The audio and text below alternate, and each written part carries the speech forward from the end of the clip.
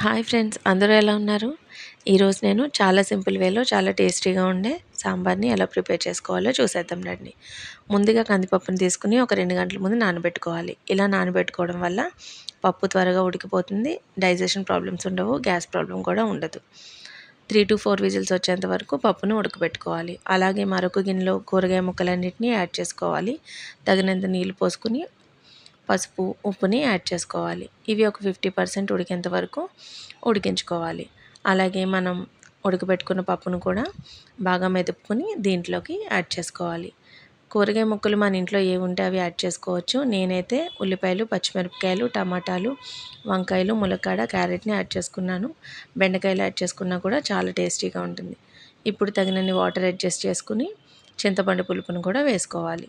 ఇలా వేసుకున్న తర్వాత ఉప్పు, కారం, జీలకర్ర పొడి, ధనియాల పొడిని వేసుకుని కాసేపు మరిగించుకోవాలి. మరిగేటప్పుడు కొద్దిగా కొత్తిమీరని చల్లుకోండి, చాలా టేస్టీగా ఉంటుంది. తర్వాత కొద్దిగా బెల్లాన్ని యాడ్ చేసుకోవాలి. ఇలా బెల్లం యాడ్ చేసుకోవడం వల్ల సాంబార్ చాలా టేస్టీగా ఉంటుంది. లాస్ట్లో కొద్దిగా సాంబార్ పొడిని చల్లుకుని స్టవ్ ఆఫ్ చేసుకోవాలి. ఇప్పుడు మనం సాంబార్కి తాలింపు పెట్టుకుందాం. ఒక ప్యాన్ తీసుకుని కొద్దిగా ఆయిల్ యాడ్ చేసుకుని దీంట్లో తాలింపు గింజలు, కరివేపాకు, కొద్దిగా ఇంగువను యాడ్ చేసుకుని తాలింపు పెట్టుకోవాలి. ఈ విధంగా మీరు ట్రై చేస్తే సాంబార్ సూపర్ అంటే సూపర్ టేస్టీగా వస్తుంది. ఈ విధంగా ఒక్కసారి ట్రై చేసి చూడండి. మీకు ఎలా వచ్చిందో నాకు ఒకసారి కామెంట్ చేయండి. Thanks for watching.